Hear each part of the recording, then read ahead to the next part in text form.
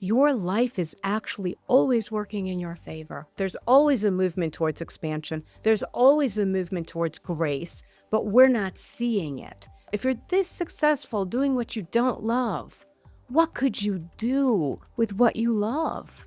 That was my wake-up call, and I realized I get one life as far as I know. What if I listen to the inner voice of love, of excitement, of desire, rather than fear?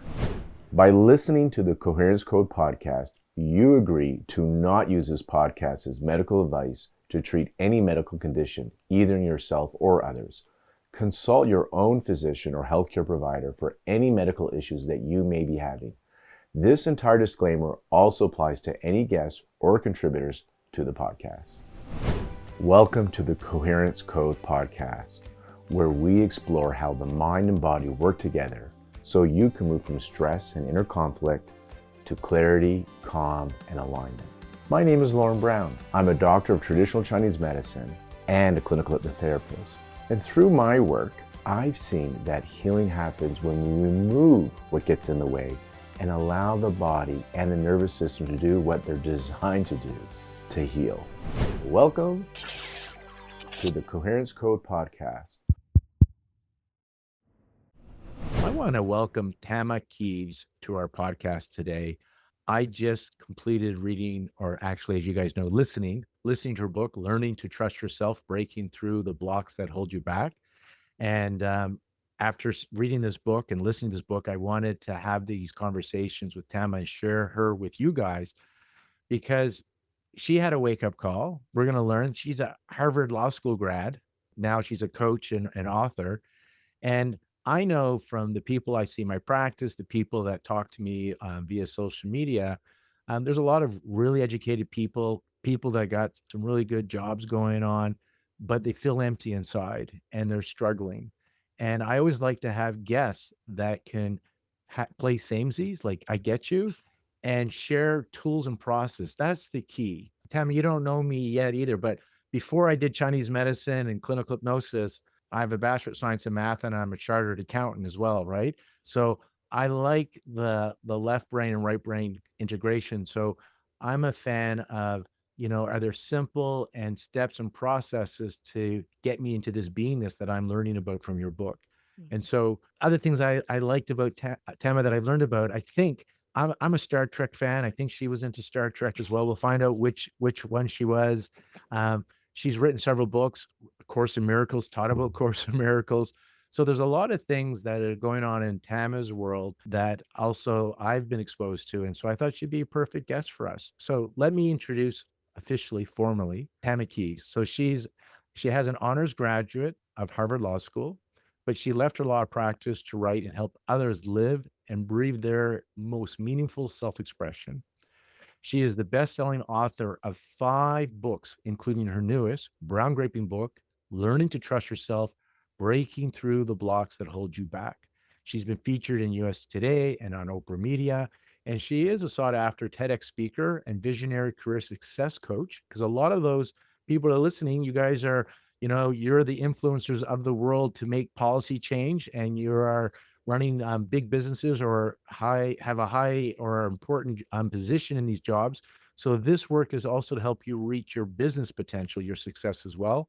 She's helped thousands worldwide to discover and thrive in the life, calling, and work of their dreams. And as I mentioned earlier, she's also taught Course in Miracles for years. And she's known for her smart spitfire spirituality, electric humor, and the big possibilities she brings out in others. So thank you very much, Tama, for joining me today. I am honored, and you've got the full background there. My God. Yeah, these are good intentions. You're not allowed to have any more careers. Yeah, good intentions. These are like, one day I'll read these. Some of them have read. Many of them have read many times. Listen, speaking of books, you've written 5. Now we're going to talk a lot about learning to trust yourself, but I've written 1. I'm in the process of my 2nd. These are no easy task. And so I got to give a shout out to all 5 books, if I may. I just want to list them out just so people know, because you're an author and these took time to write. They're your babies. They're I my don't want to babies. just treat one baby with all the attention. I want all your children to receive the attention they deserve. So I don't know in what order they are, but I'm just going to share with you. This Time I Dance, Creating the Work You Love.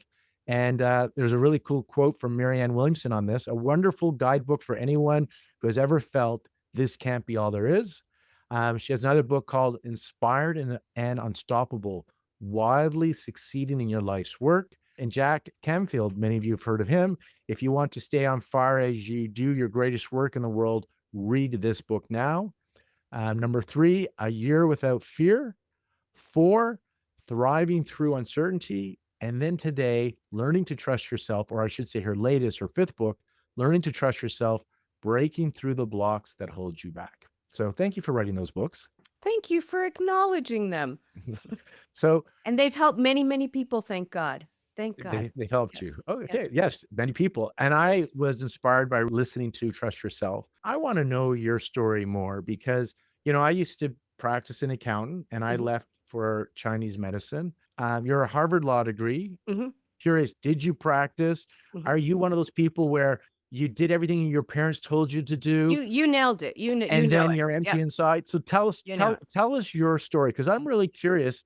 What were you doing and what would you basically be telling your Well, younger self to do differently? I think a lot of our stories, our wake-up calls begin a little earlier, that things that happened earlier in our lives. So when I was young, when I was, I don't even remember, like 14 or whatever, I dreamed of being a writer. That was my dream. I read Catcher in the Rye in high school and I fell in love with it. But I grew up in Brooklyn, New York, and my family is Orthodox Jewish. And Okay. so if you came home and you said, I want to be a writer, nobody said Mazel Tov, right? So my mother said, You're going to write? You're going to write? You're going to starve. You're going to write. And that was basically the Go for Your Dreams talk. So I ignored my dreams. I ignored everything I wanted to do. I ignored those instincts. And I went off to law school. I went to Harvard Law School. And then I was on partnership track at a major law firm. And I think you mentioned this before because a lot of us have gone through this. You're succeeding in somebody else's way, right? You're succeeding in what the society says is the cultural acceptable definition of success. But I felt empty and I felt scared. I felt really scared because I kept thinking, this can't be all there is. This can't be it. I don't know what I'm doing with my life. I'm succeeding. I have what people tell me is success, but I'm feeling empty and I'm feeling like I don't even want to be here anymore. It was really a scary time.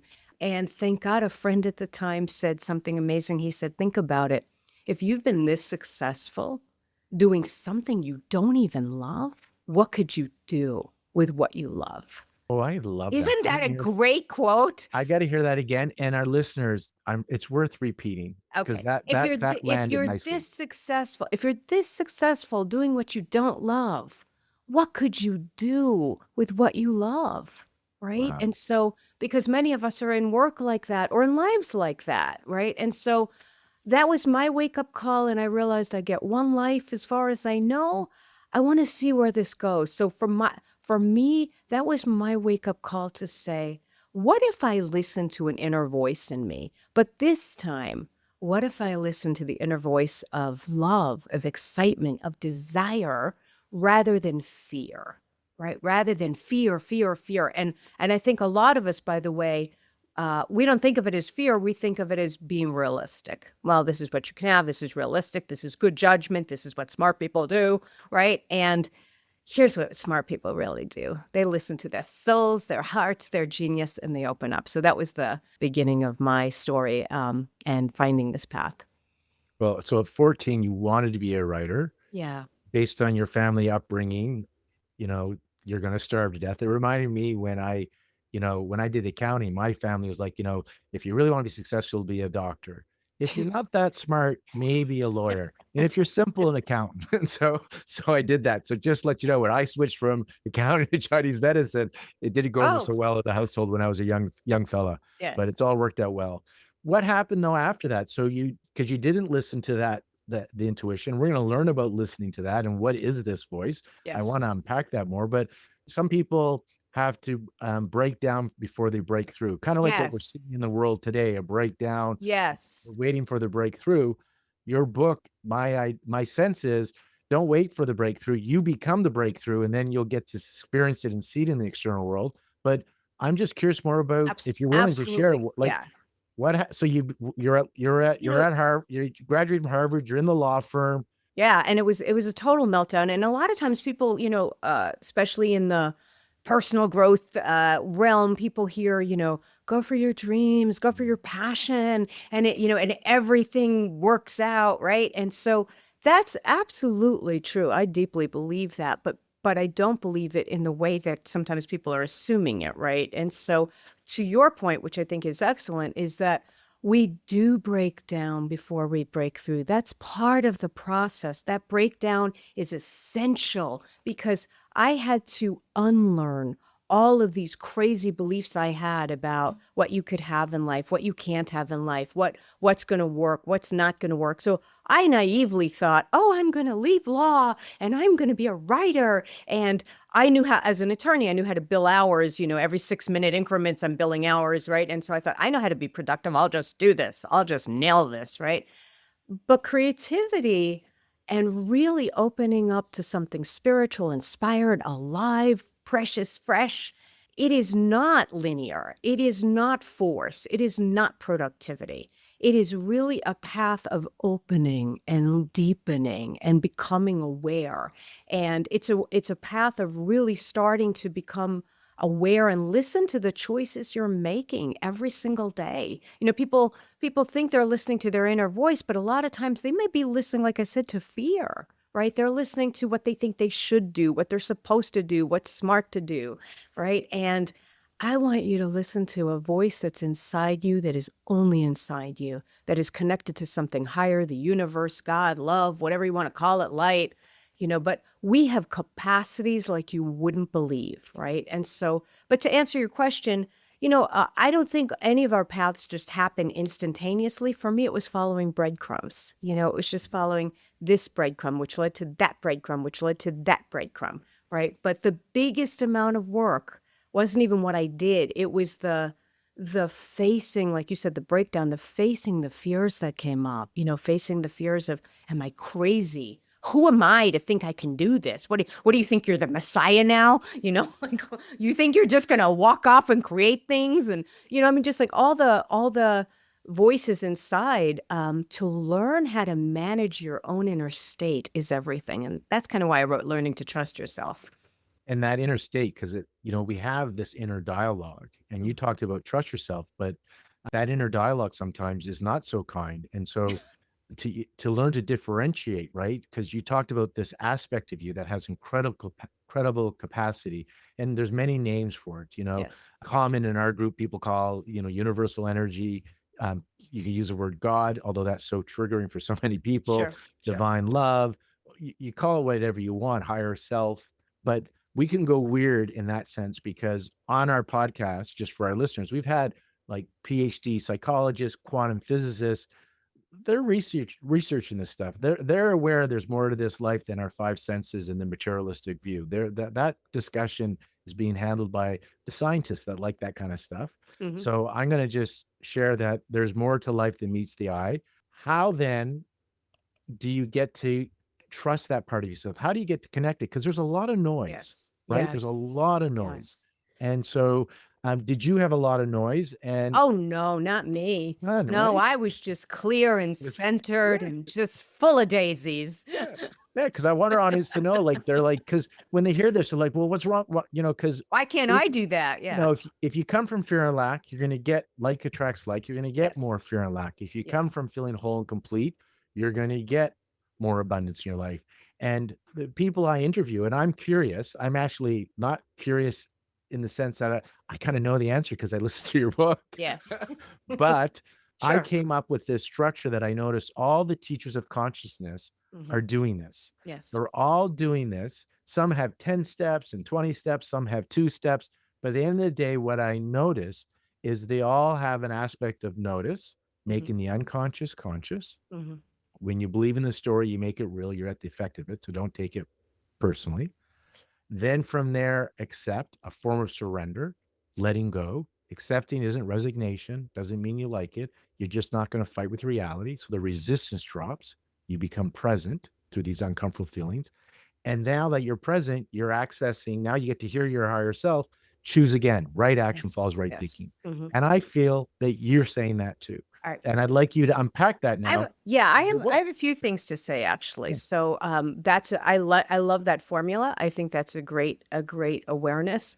I would say a few things. I think because people ask me all the time, how do I hear the voice of love? Or, I don't even know what that means or that inner voice. And one of the simplest things you can do is just do something you love.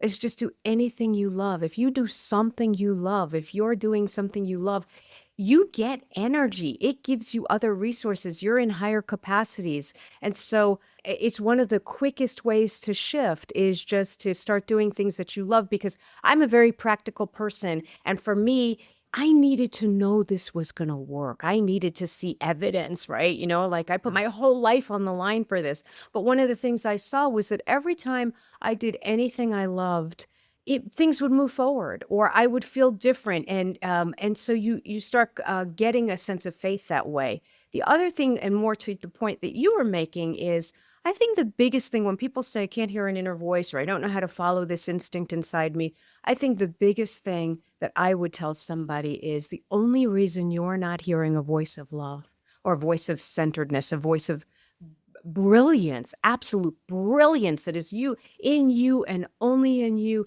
and is meant to come forth in this lifetime. The only reason you're not hearing it is because you are listening to another voice, right? If you are not hearing your true voice, baby, you are Mhm. hearing another voice. And so one of the sneakiest techniques I can offer you is stop listening to self-judgment. Stop listening to self-judgment. The whole point of when I wrote Learning to Trust Yourself was just this feeling of saying, what if we could create a whole new relationship with ourselves where we only listen to a self-affirming voice, where we never listen to a voice that was judging us? If, one of the things that I've learned and that I teach, and I've mentioned to you, I, also teach A Course in Miracles, a spiritual study program, and I do lots of classes on that online. But one of the things that I teach all the time is you will never hear inspiration if you're listening to judgment.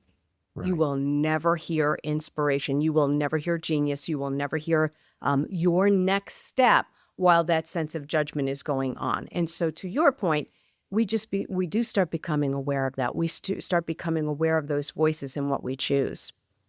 Right. And do you find then or resonate with this about these uncomfortable feelings?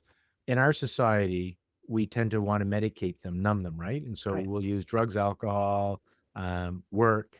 But it seems like most of the teachers of consciousness, it's leaning into them, like actually being present with them. These uncomfortable feelings are actually opportunities and they act as portals to get you present. So it's the opposite. It's counterintuitive. Don't Yes. turn your back to them. And Yes. so that's your take as well, right? Absolutely. And it took me years to realize that to lean into those difficult feelings, to find out what they're telling us. But also, like you said, the beliefs, right? The beliefs, Mhm. like to start becoming aware.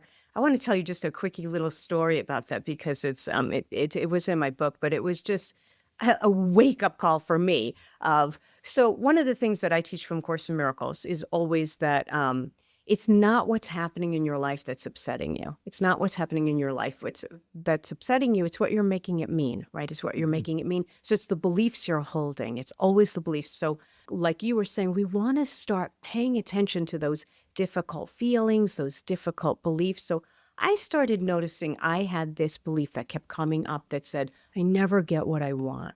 I never get what I want. It would just always come up, like a speaking engagement wouldn't come through and it'd be like, see, I never get what I want, or somebody didn't call me back. I don't get what I want. My favorite lipstick was discontinued. Oh my God. This is a crisis. I never get what I want. So anyway, I started noticing like, where the heck did that belief come from? Because it wasn't even true, right? I was living in I got my books published by the best publisher. I had so many things happen that I wanted. So why did I have this belief? Because when you have a belief, by the way, you see the belief and you don't see reality.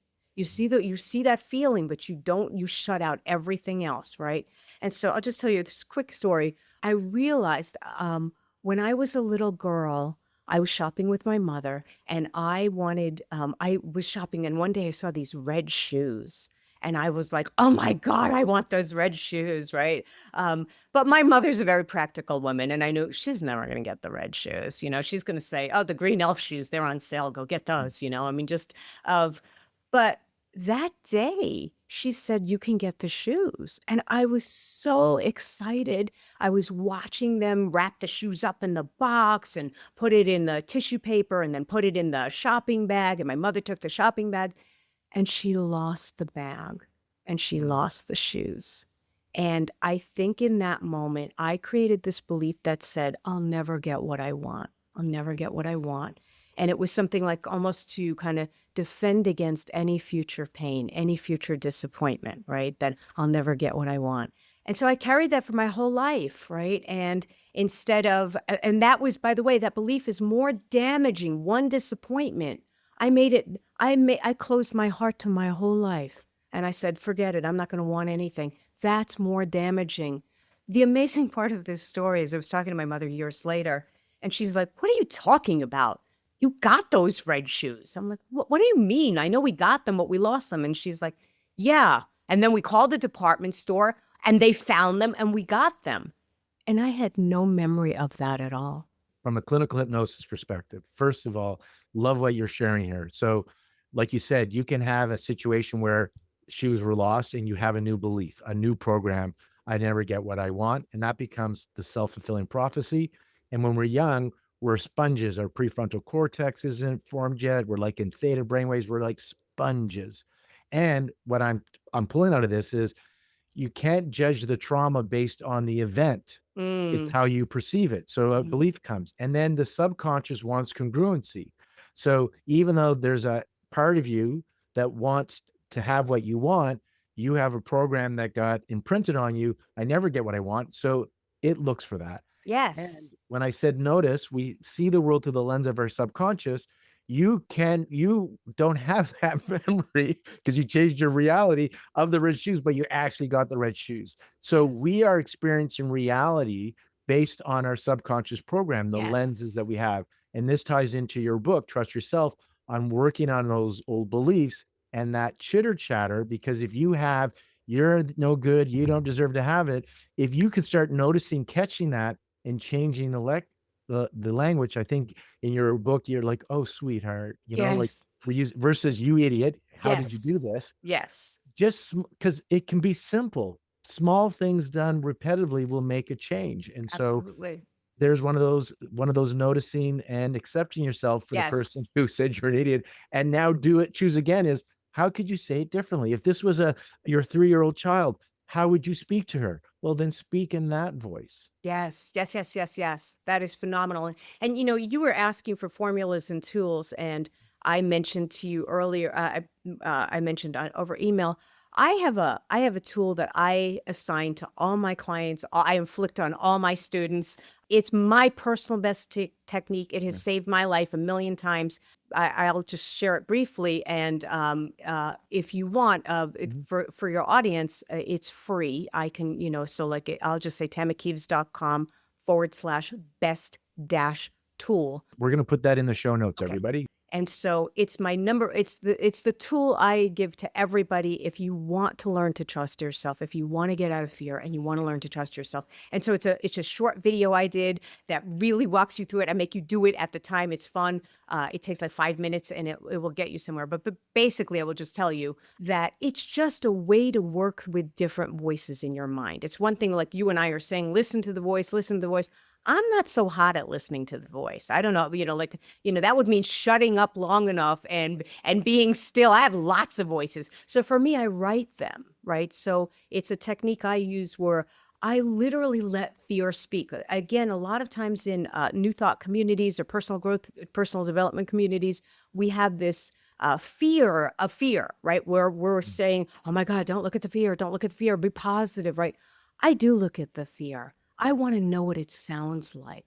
I want to be familiar with it. I want to start knowing the tone and the energy so I can catch it more. So I will literally write the fear out, what it's saying, everything it's saying, and then I will and it gives the video gives you some cues of how to do this. Of then I will tap into this other voice, this amazing other voice that is in all of us, that is your higher voice, your intelligent voice, your loving voice, and I let it right back. And then I dialogue back and forth and back and forth. For me, it's probably been one of the best things I've ever done with my life. It's helped me to really start creating a relationship with myself that I know how to listen to something else. And like I said, when I wrote Learning to Trust Yourself, my main goal was for myself, not only for other people, but for myself to heal.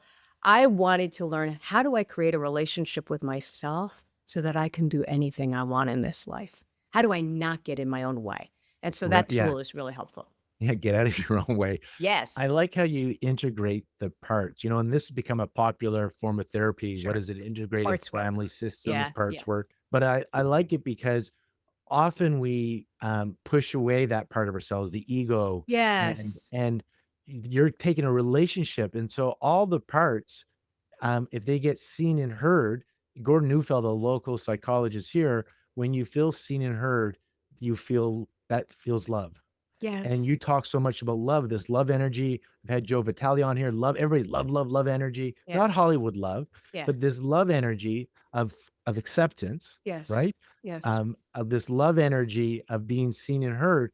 I find that when you're doing your exercise, what fires for me in my mind is that part of you that is being dismissed or pushed aside because society says no, or your mother says no, or whatever, it's finally getting seen and heard. Yes. Seeing and hear part of you doesn't mean you agree with it, doesn't mean Yes. you like it. You're just accepting that there's a part of you that thinks and feels this way. Yeah. Yeah. And I think there's other aspects of this as well, because I think it's kind of what you were saying with the hypnosis about like certain beliefs that are underneath things. Mm. I didn't even know I had another voice. I was just listening to this negative voice, and like in my world, I just thought it was being realistic. Well, you got to be realistic, you got to be savvy, you got to be smart about it. You're a certain age, you can only have this, you can't have that. Don't think, like I just thought it was smart. I never knew there was another voice. Right. You'd read other spiritual books and you'd hear that and people would say, oh my God, listen to your higher voice. But like what amazes me about doing that technique that I was sharing, the best tool, is every single time, no matter how scared I am, no matter how angry I am, no matter how frustrated I am, I can access something else that's really wise and deep and amazing. And I didn't know that, right? So for me, that was amazing. And then the other part of this too, when we were talking about love everything, the beauty of that, the beauty of really accepting all our voices and loving ourselves and loving all voices, is that for me, and again, I'm coming from a Course in Miracles tradition, and so is that I can't hear the voice of spirit. I can't hear the voice of universal energy while I'm in a negative energy, right? There's not a match. There's not a vibrational match. So if I am accepting or loving something, I'm in this other energy, and then I am a match to something higher. Then other things can happen. So I You're love. like a radio dial. You tune into it, right? You're tuning into Yes. it through these exercises, like this writing exercise that you Yes. shared. Yes. And do you find then, because you're so you teach the Course in Miracles, so Yes. I'm curious that this is a line there. I often found for myself and what I share with my patients is when you have a lot of noise in the system, you can't hear it, right? Yes. I Yes. call that's resistance. So when you're Yes. fighting with reality, there's resistance. Yes. And so accepting what is, leaning into these uncomfortable feelings, you actually said it's the fear of the fear. It's the fear of the Yes. disappointment. It's the Yes. fear of is worse than the actual of. And Yes. so when you lean into it, and your book has every chapter gives us tools when you're Yes. able to learn to, because it is a skill. It's uncomfortable. You have to be willing to feel uncomfortable and get practice at metabolizing these uncomfortable feelings. And when you're able to lean into them and use these tools that you share, the resistance drops. Now the noise is gone. Now inspired thought comes through Yes. you. Now you hear it, which leads to right actions. Yes. Because we both like the practical how to. And so Exactly. resistance is the issue, fighting with reality. Love does not mean you like it. That's why the love word sometimes is confusing because people Yes. think, I don't like this. No, no, no. And can you accept it? and I really love that you brought this up because there's so many deeper things within this, right? Like, so first of all, what you just said was brilliant of just that, it is like if we, again, Course in Miracles point of view of, if I am accepting, loving, not judging, really, from a Course in Miracles point of view, when it says loving, it just means not judging. It doesn't mean, oh my God, I love it, right? Yeah. It just means I'm not attacking. I'm not in defensiveness, right? I'm just not judging. I'm aware, right? Of when I'm doing that, again, like you said, other things can come through. But here's the other thing.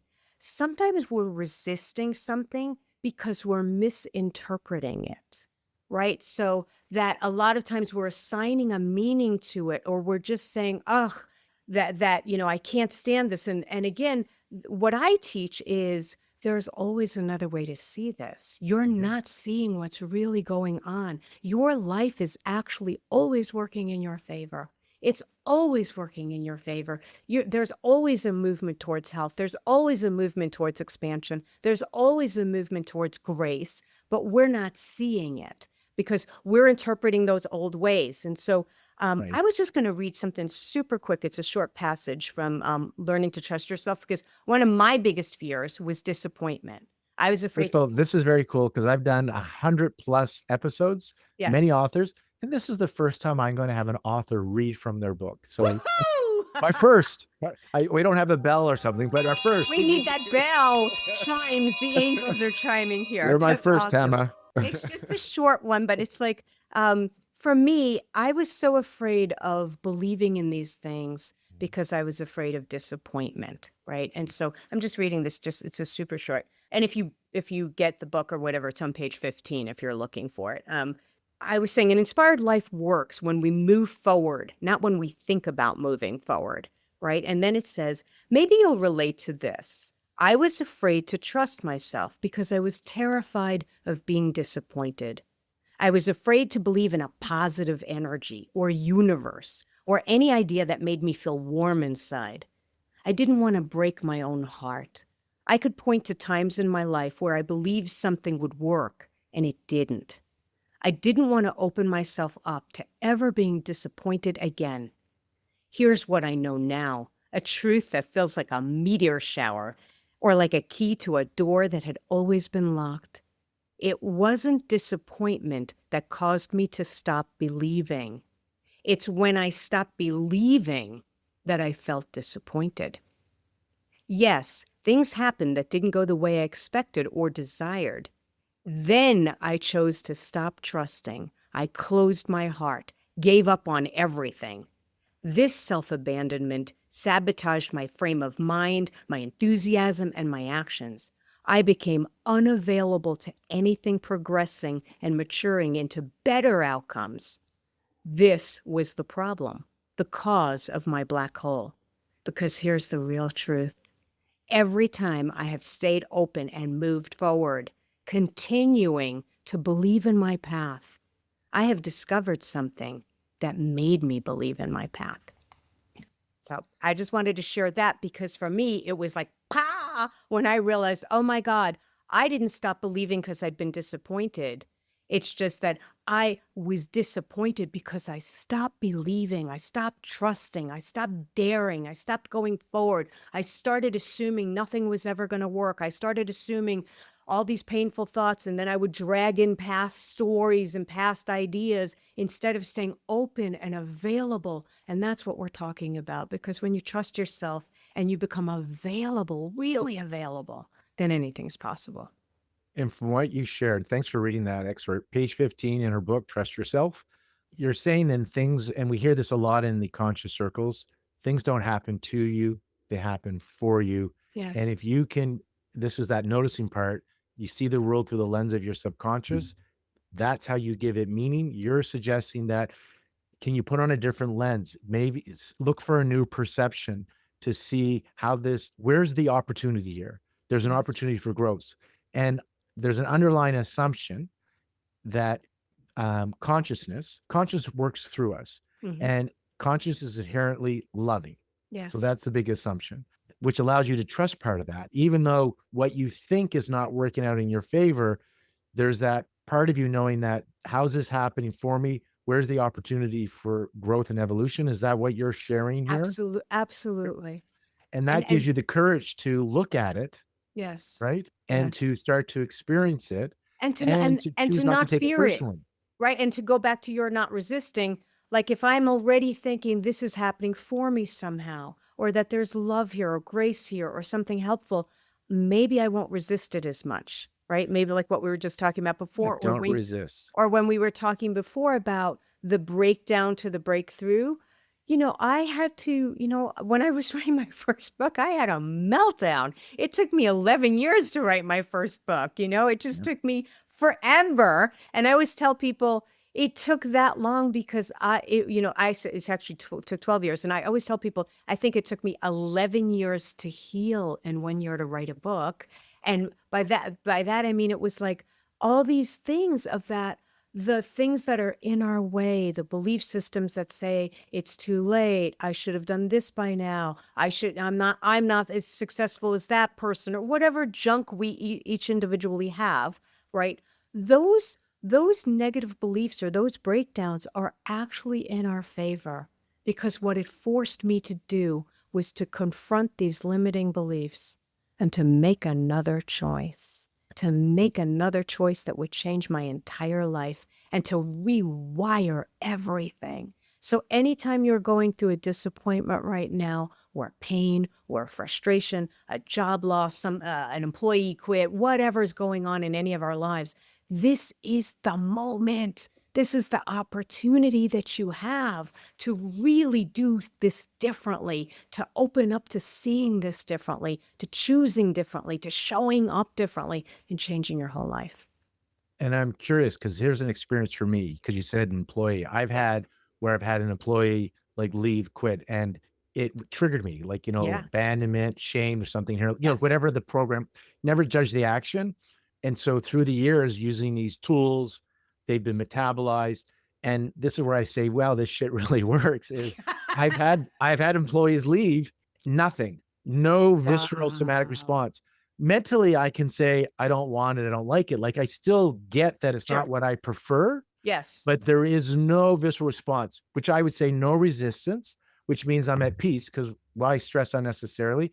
And now the flow and receptivity is there, trusting that other things will come, and I'm open and available to the opportunities, and I'm able to see those synchronicities, and they do happen. Fantastic. Woo, But you woo, don't you have get to it. struggle through these changes, right? You Yes. don't have to struggle. So I want to quote something from your book. Mhm. Tell me if I misquoted you, but Okay. it's related to this.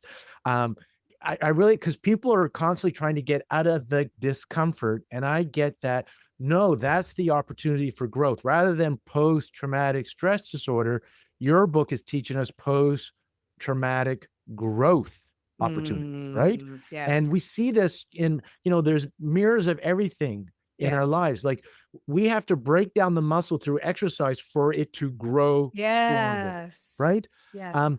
I'm sure when, like, break down when our cells divide, the DNA, the chromosomes have to separate. There is a breakdown, and then they replicate and they fold up again. I wonder if the cells are going, oh my God, I don't want this. I can't, Or maybe they're smart enough to go, woohoo, something exactly. But good is that's my on the point. way.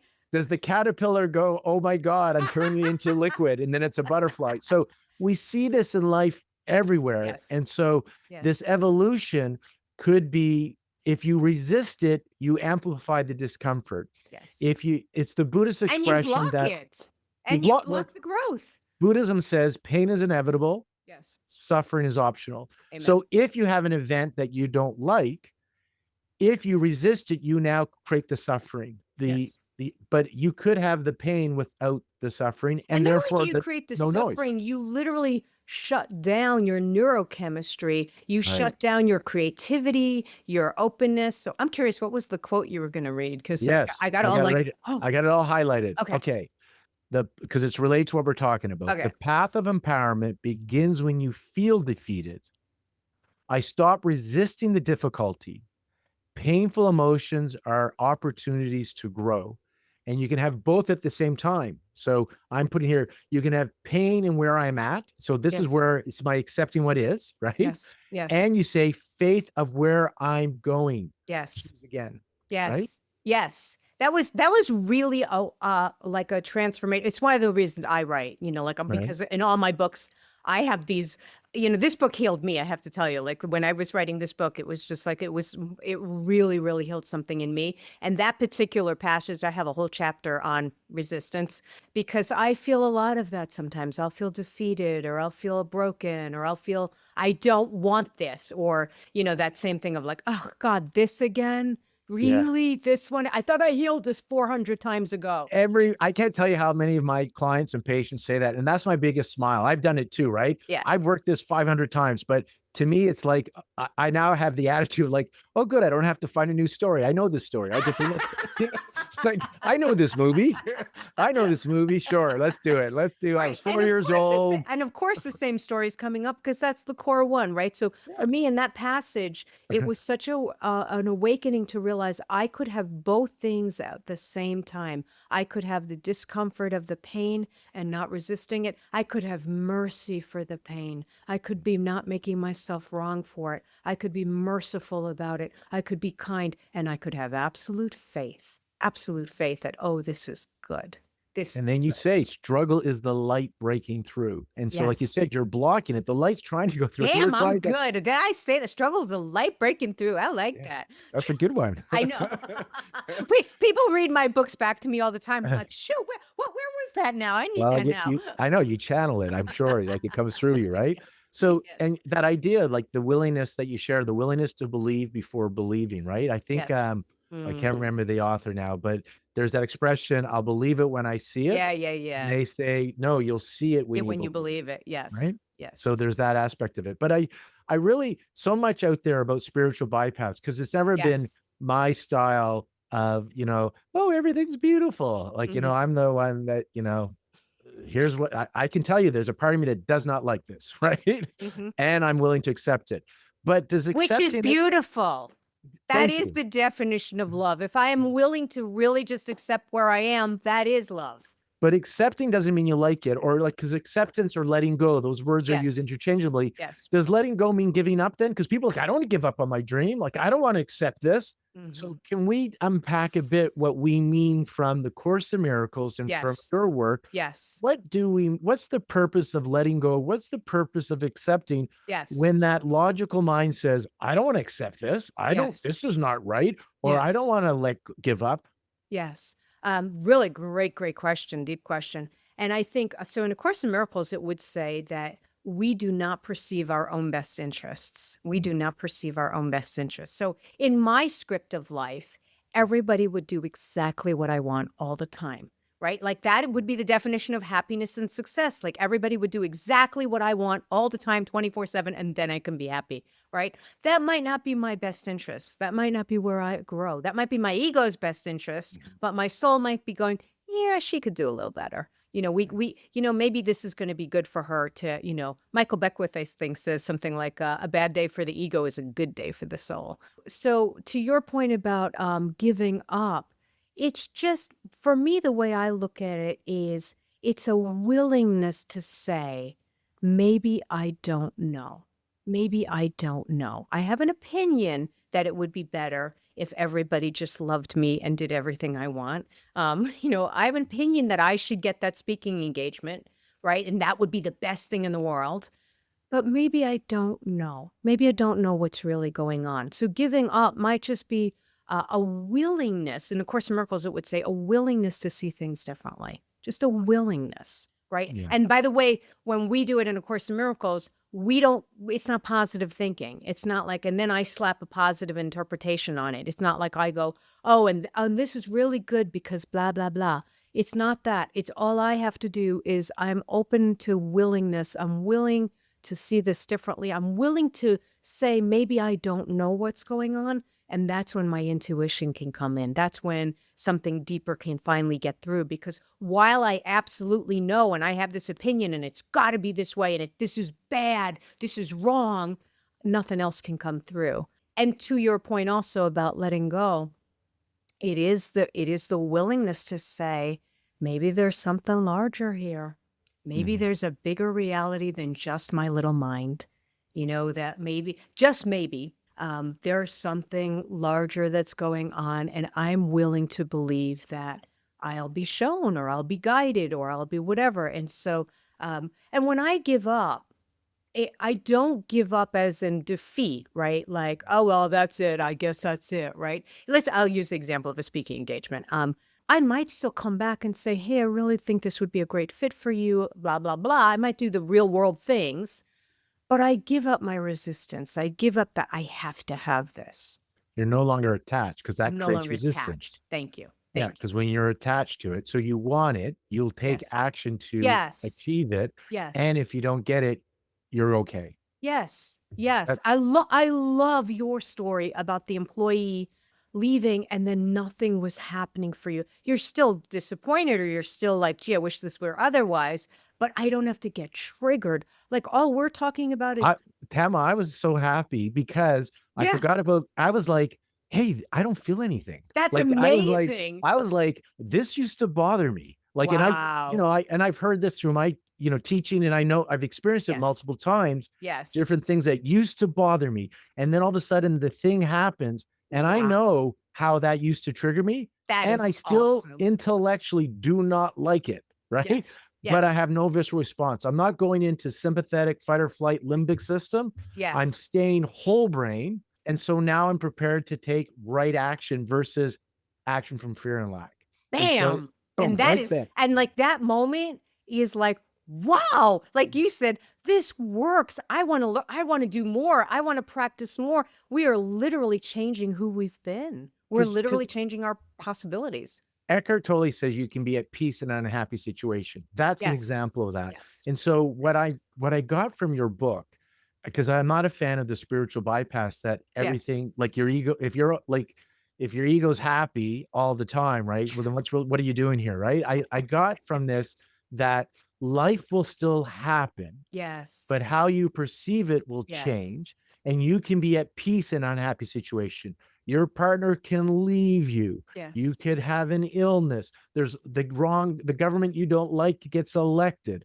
All Yes. these things can happen that you don't like, and you're not at a somatic visceral response to it. Amen. That's exactly You're it. at peace in an unhappy situation.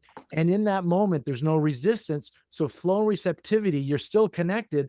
And eventually, when consciousness wants to move through you, you are available, and that inspired thought will come through you. And there goes the right action. That's my choose again, Yes. because now choose again could be not acting. Eckhart Tolle said it perfectly, the way I summarized it from Eckhart Tolle. He says, once you're present, and I get this from your book as well, once you're present, you can consciously remove yourself from the situation. Yes. You can consciously change or improve the situation. You sent another note. I think I'd be a great speaker for this. And if you cannot remove yourself or change or improve, you can continue to surrender to what is, accept what is, because in that moment, you can be at peace in an unhappy situation. In that moment, you're Yes. available, and eventually flow will flow through you, inspire thought, and then the action will happen. But it Well, doesn't have to happen in that moment. And I think that's so important because what you're talking about is not making your identity rest on any one circumstance. My identity doesn't change because somebody says no to me doesn't mean my identity changes. Right. And one of the reasons I'm so passionate about this and the heart of all my work is that I love helping people find their calling, live their calling, give their genius to this planet, give their gifts to this planet, be unstoppable in giving your gifts to this planet, not limit yourself in what you're here and meant to do at any time. And to do that, it means having a different relationship with yourself. And it's what we're talking about, I think, which is circumstances are going to happen. So some circumstances are going to happen because they are here to grow you. They are here to catapult you into something even better and more empowered in yourself. Like when you said, when you had that moment of doing it differently, oh my God, that's an even better moment than any other moment. Right. And so, what we're learning is to own our identity, to own our relationship to myself so that life may not go my way at different times because this is life. But I don't get stopped. I don't get hooked. And I don't start making everything mean something about me or negative about me. And again, because I'm in the sphere of helping people live that calling, go for their dreams, go for their desires, go for what they're meant to do on this planet, because we will make a we all have so many resources that we don't even know we have, right? Because that's the fun part of this. Yeah. When you start going to being peaceful in an unhappy situation, that's when resources you don't even know you have come through, right? So I love what you're saying. In your book, you talk about like getting out of yourself and getting to a state of to get into a state of receiving, you get into a state of giving. Yes. I think you talk about like giving, like prosperous. It's prosperous to the ego when you give, right? Oh, I'm Mhm, giving. Look how me, I'm a great person, or maybe I'll mhm, get something in return. mhm. But it's empowering to the soul. And you talked about your Orthodox background. In some of my studies in the past with Kabbalah, Mhm, they talk about levels of giving, and mhm. there's a couple of levels here. And one level is giving to get, which they Yes. said is still good. Yeah. It's just vibrationally not as high as just giving for the sake of giving, for Yes. no reason for when you just give. And Yes. that's what I got when I was reading that chapter in your book, when you're Yes. talking about your giving, and it makes you open to receiving, and how it's yeah, it could be prosperous to the ego, but it's so empowering to the soul. It Mm. reminded me of that Kabbalah lesson when Yes. you're just giving because it's the right thing to do. And the act of giving was so selfless. It wasn't for you, Yes. but yet you get so filled up You from got it. it. You got it. And it's like, I tell a story in the book. I tell a lot of stories in the book about that selfless giving, which I was resistant to, by the way, Yeah. because like I know that sounds good, but I'm more like, my ego is like, well, what am I going to get? And why do I always have to be the nice person? Why do I always have to be the person who grows? Why can't they grow? And so, but my own healing, I won't tell the story because it's too long, but just a quickie version of it. I had a lot of issues with my mother, like wanting expectations of my mother to be a certain way and be different or whatever. And I had this day where it was literally like this energy came through me, or just something else, where I decided I was going to give to her. I was going to give to her everything I had wanted her to give to me. I was going to stop, being in this victim mode of, but she didn't give me this and da da da da da, and she doesn't get me, whatever. I'd literally heard an inner voice, a voice of guidance that said, "Who is ever is stronger in the lifetime will be the one who loves. Whoever is stronger in the lifetime will be the one who loves." And it was this instruction that in this lifetime, for whatever reason, I was stronger or healthier, and it was my job to love her, And so I had a time where I helped her clean her closet out, Mm. and and she was resistant because she was a hoarder and she had like tons of stuff or whatever. And I was so patient and so loving and so giving and stayed there. And I wasn't doing it to get anything. I just felt like my mother never had anybody who loved her in a certain way. I have been privileged to have people who've been kind to me in my life at different times. And something in me like rose and stopped being the victim and stopped going, but she's not this way to me. And I never learned. And it just happened. And it was probably one of the highest moments of my life, because it was this thing when we give selflessly, and it's not you can't make yourself do it. I can't go, okay, that's it. I'm going to make myself do this. But, when we start deciding with other people, we're going to be the people, we're going to be the people we wish they would be. We wish humanity would be. When I come from that selflessness, I'm touching my spirit. I'm touching my energy. I was high that day. I was like, wow, who is this chick? And I like her. It's like, I want to be that person in the world. Well, from your book, that's the sense I get, is that the tools that you share in the book are how you get you receive. That's how Yes. you're getting filled up. Yes. And now that you're filled up, you have the resources to go and give to others. It's not that I'm going to give and this person has to give back to me. It's not like on the ego level. You're Yes. really soulful. You've been filled up Yes. through this work. And so, and because people, there's this myth that if I become present and conscious and I don't have these strong needs and desires, then nothing will get done in the world because I'm just so happy Mm. sitting on the mountaintop. But Mm. from reading your book and hearing your story, my experience as Mhm. well is that it's the opposite. When you fill yourself up, so you are getting soulful, it becomes overflowing. And then all of a sudden that inspired thought leads you to go clean out Yes. your mother's closet Yes. without needing her to acknowledge or give it back. Yes. You're doing that with yourself. Like you said at the beginning, you're taking up a relationship with yourself. So you're not looking for it from your children, from your partner, from your employer, from society. You're Here's my metaphor for this. This is what I share with my patients all the time. We're all walking around like glasses of water. And when somebody fills up your water, it feels good. Mhm. And if somebody's taking your water, it's neediness. It doesn't feel good. Mhm. But if you follow the tools in your book, for example, Mhm. you're now under the faucet. Your Yes. glass is filled up constantly Yes. from the faucet. Constantly. You're hooked up and you're overflowing so much that you may Yes. not even be able to perceive or notice somebody taking your water, because as fast as they take it, you're filled up. You And got so it. your book to me is a way to turn on the faucet. So Yes. you're filled up and now you don't need it from all the other glasses out there, because Yes. you're getting it through your own relationship with yourself, which is your higher self. Yes. Did I Beautiful. understand your book You have well? to go on tour with me. You said All it right, better let's than do it. I can say it. I understand your book well.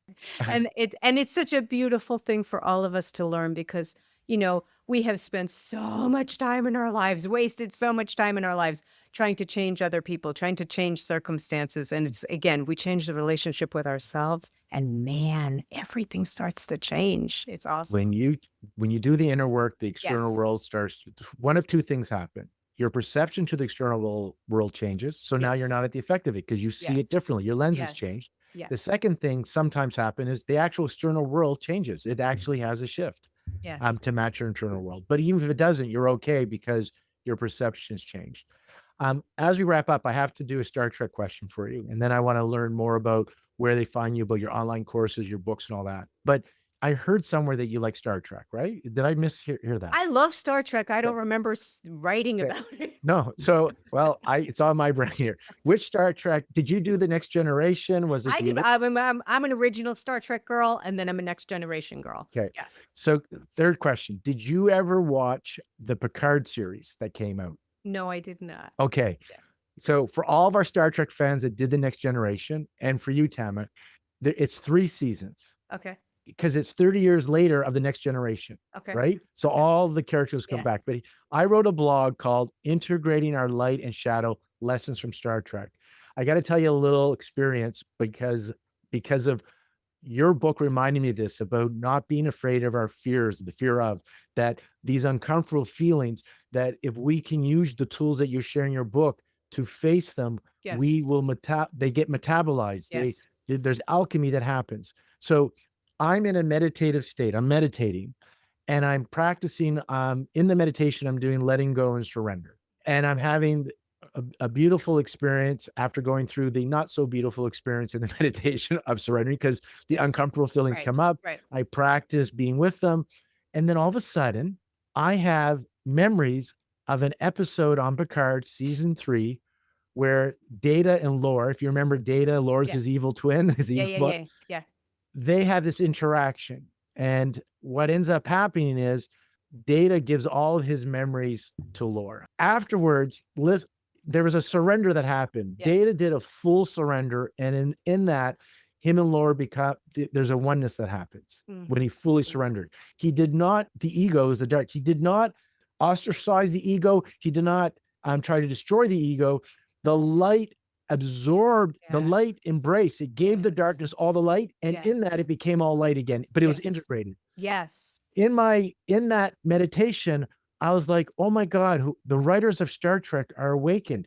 They are totally getting consciousness and the whole process of surrender, right? Yes. So guess what happens? After my meditation, I go to Google and I ask what the title of that episode is called.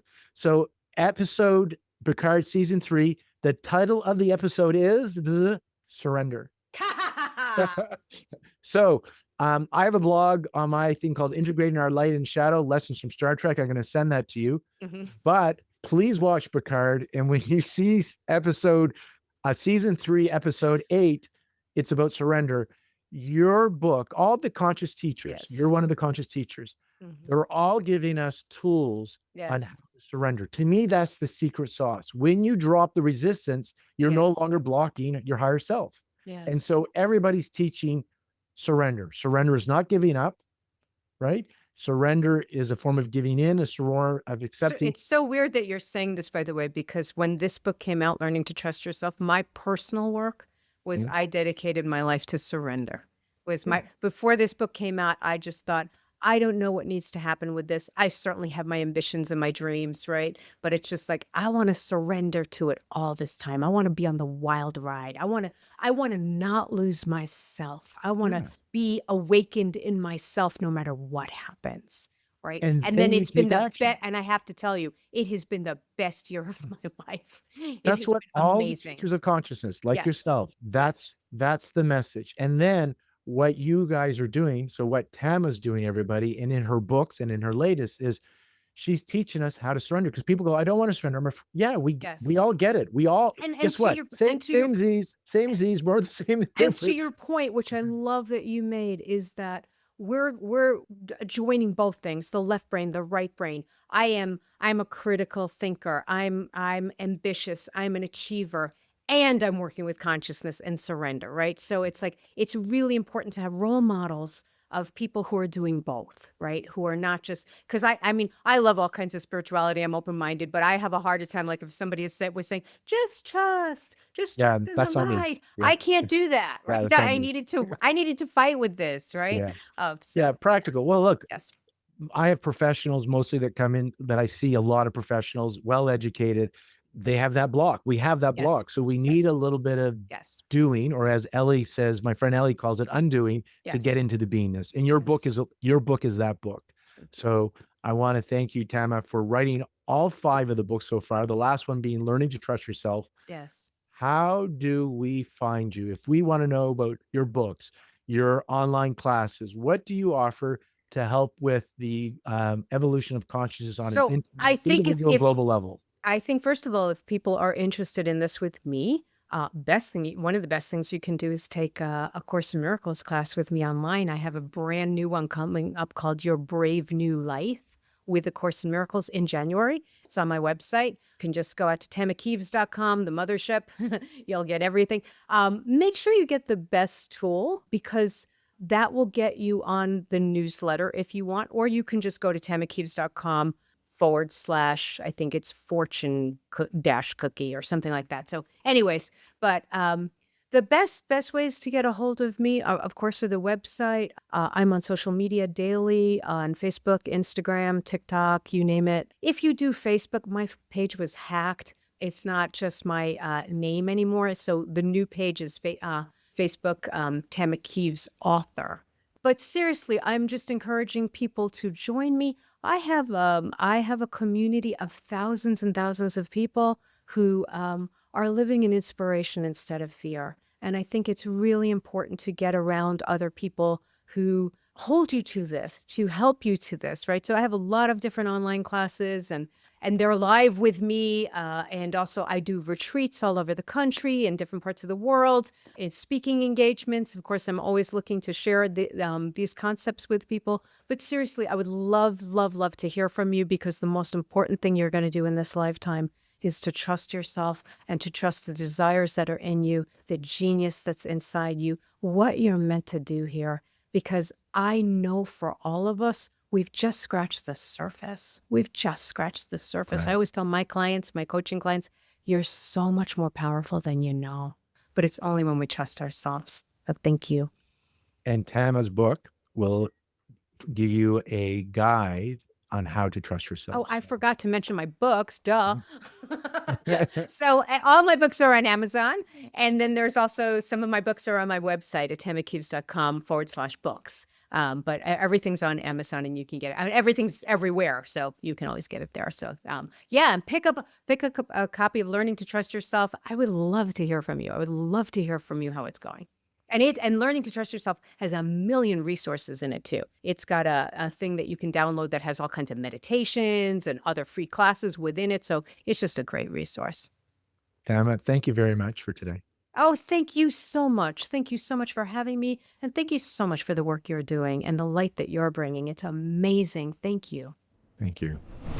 Thank you for spending this time with us on the Coherence Code podcast. I'm Dr. Lauren Brown, and I will see you next week for another conversation on coherence and healing.